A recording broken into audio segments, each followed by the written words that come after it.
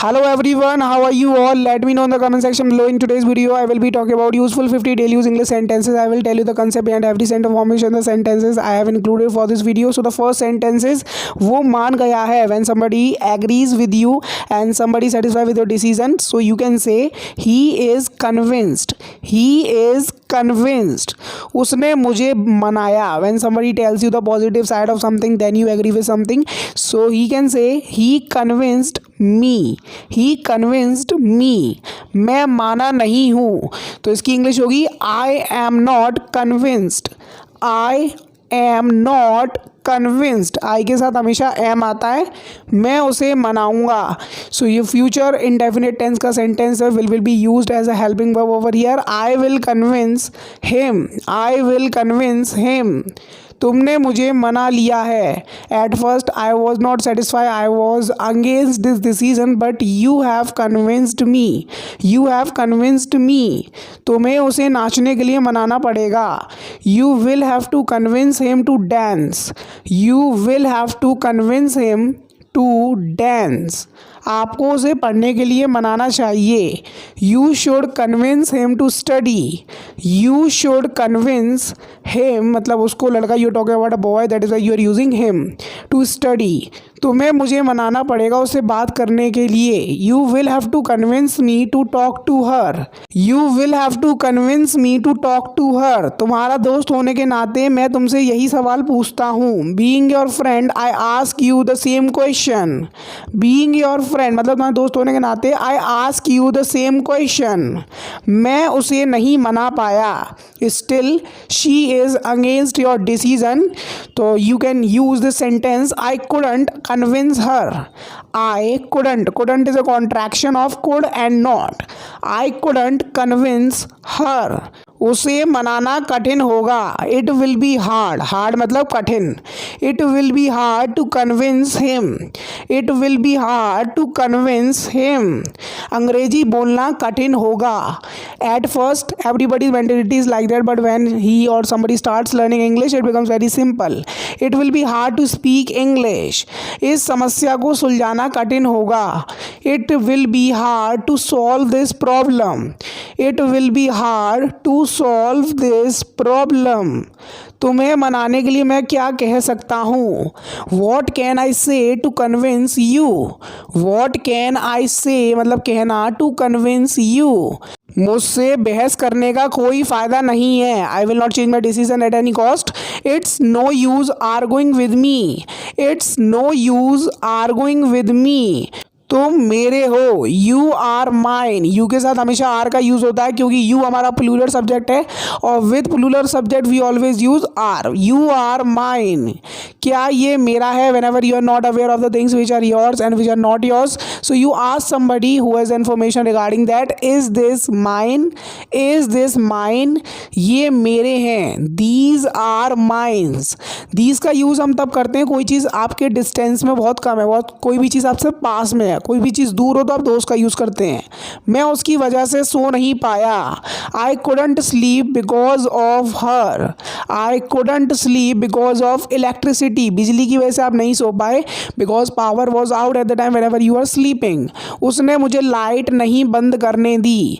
May be she must be studying. She didn't let me switch off the light. She didn't let me switch off the light. ये अभी भी मेरा है because I have not sold this thing to anybody.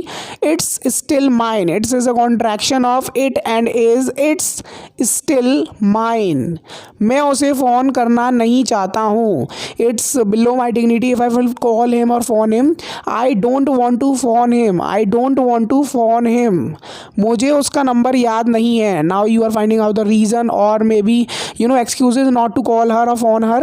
I don't remember his number. लड़का है तो his, लड़की है तो her. ये घर मेरा है. This house is mine. Whenever you are showing your property to somebody, so you can use the sentence this house is mine. Cycle मेरी है. The bicycle is mine. यहाँ पर इसका यूज इसलिए है because of we are talking about a single bicycle in the sentence. The bicycle is mine. So here comes our question of the day in which I am going to ask you translation of a sentence. Sentence है आपको ठंडा पानी नहीं पीना चाहिए. So just translate this sentence into English and let me know. चलो उसके साथ पढ़ते हैं। Let's study with him, may be he is very brilliant and expert in studies. Let's study with him, it is imperative sentence. यहाँ सब मेरा है। Everything here is mine, everything मतलब सब कुछ यहाँ, हियर इज़ है मेरा, माइन। मैं तुम्हें अपना दोस्त मानता हूँ। I consider you my friend, I consider मतलब मानना, I consider you my friend. ये मेरा है, मुझे वापस करो। That's mine, give it back, that's mine, give it back, वापस दो मुझे। क्या तुम चाहते हो मैं पढ़ूँ? Do you want me to study, do you want me to do something, it's like an advanced structure, you can fit your situation according to this structure। क्या तुम चाहते हो मैं अंग्रेजी सीखूं? Do you want me to learn English, do you want me मतलब मैं, to learn English। क्या तुम चाहते हो मैं ये साबित करूं? Do you want me to prove this, prove करना किसी चीज़ को, साबित करना। Do you want me to prove this। क्या तुम चाहते हो मैं उसे मनाऊं? Do you want me to convince him, convince मतलब मनाना। मैं आपको ऑलरेडी बहुत सारे सेंटेंसेस बता चुका हूँ कन्विंस से रिलेटेड, ठीक है। आज संडे नहीं है, today is not Sunday, today is not Sunday, Monday, Tuesday, you can change day according to your situation। चलो समाधान ढूंढते हैं। Let's find the solution to this problem, इस समस्या का। of this problem नहीं बोल सकते, that will be totally wrong, okay। चलो डिब्बा खोलते हैं और देखते हैं। Let's open the box and see, let's open the box and see। next sentence, तुम अपना काम करो मैं अपना करूँगा। You do your work, I'll do mine। You do your work, I will do mine। मैं बहुत भूखा हूँ। So whenever you have not eaten anything since morning or a very long time, so you can say I am very hungry, I am very hungry। तुम्हारी परेशानी मेरी जैसी है। Your problem is similar to mine, your problem is similar to mine। क्या स्थिति है? What is the situation, situation की हिंदी होती है स्थिति। वॉट इज़ द सिचुएशन, इस समस्या का समाधान पता लगाओ। Find out the solution to this problem, solution of this problem बोलेंगे, that will be totally wrong, okay. Find out the solution to this problem. कोई तुम्हें बुला रहा है। Someone is calling you, someone मतलब कोई, is calling you, it is present continuous tense, so remember the rule of this tense. सब बहुत उत्सुक हैं। Everyone is very excited, everyone is very excited. तुम मुझे खुश नहीं कर सकते हो। You can't make me happy, you can't, can't is a contraction of can and not, you can't make me happy. सबने कोशिश कर ली है, present perfect tense. Everyone has tried, everyone को हम सिंगुलर ट्रीट करते हैं इसलिए हैज़ का यूज़ हुआ है rather than using have. Have का यूज़ हम प्लूरल सब्जेक्ट के साथ करते हैं। तुम्हें मुझसे दूर रहना चाहिए। You should stay away from me, you should stay away from me. ये तुम्हारी समस्या है। इट्स योर प्रॉब्लम, ये तुम्हारी समस्या नहीं है, तो इसकी इंग्लिश होगी it's not your problem, it's not your problem. मैंने तुम्हारा नाम कब लिया? व्हेन डिड आई टेक मतलब लेना तुम्हारा नाम, your name. When did I take your name, past indefinite tense it is. मैंने कभी तुम्हारा नाम नहीं लिया। I never took your name, past indefinite tense and second form of the verb will be used over here।